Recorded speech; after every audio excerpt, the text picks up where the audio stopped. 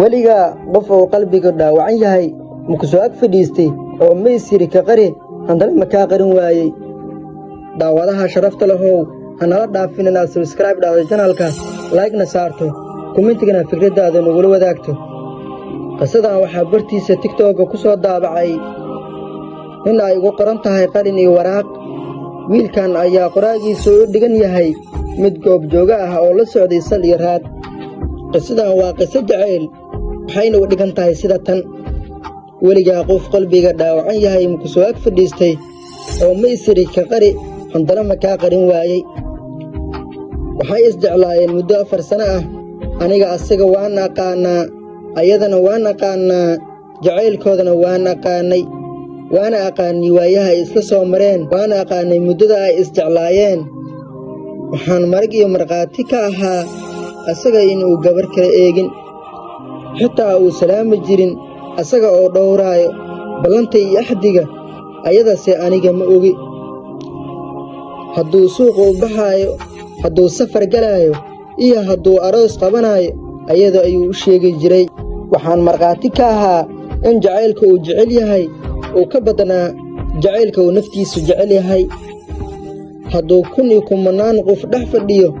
oo ay soo wacdo ayada wuxuu bilaabi jiray xabiibii iyo noloshayda iyo wixii la mid ah kalsoonida uu jacaylkiisa u qabo ayaa sababay in dad badan kala xishoonin oo gacalisadiisa u muujiyay jacaylka uu qabo ayada aniga waan ogaa oo keliya inay danayn jirtay badanaa waqti la qaadan jirtay balse ma hubin inay keligiis la xiriiri jirtay xaqiiqda ma duudsanayee laakiin waa intaan dareensanaay hadalkayga aan idinku dheeraynini jacaylka muddada soo socday ee dhib ay dhaxanba laga dhowray meesha uu ku dambeeyey aan idiin sheego wiilka waxa uu ugu yimid goob yar oo aan fadhiisan jiray badanaa oo aan layga waayni jirin bariidii islaan kadib waxaan weydiiyey dumaashaday iiga warran waxa uu ugu yidhi way fiican tahay jawaab celintiisa ayaan ka dareemay inuu gacanba ku haynin waxaan dhahay ma waxaa jira waxaad iga qarinayso waxa uu ugu yidhi gabadhii aan noloshayda ku xiray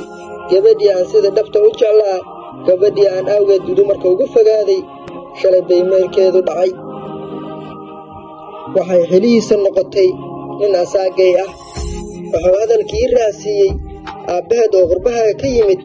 ayaa nin ku daray wuxuu yidhi qadarta rabbi ayaa sidaas ah waxaana laga yaabaa in allah qof ka wanaagsan ii reebo qoraaga hadalkiisa intaa waxaa u sii dheeraa gabayar laakiin wakhtiga ayaa noo saamixi waayey waa arrin dareen leh waxaana dareemi kara ruux uu dhaawacay ciil u ku reebay jacaylka haddaad nala soo gaartay dhammaadka muuqaalka hanala dhaafin xaqiisa inaad na siiso aad ayaad u mahadsan tahay daawadahaygow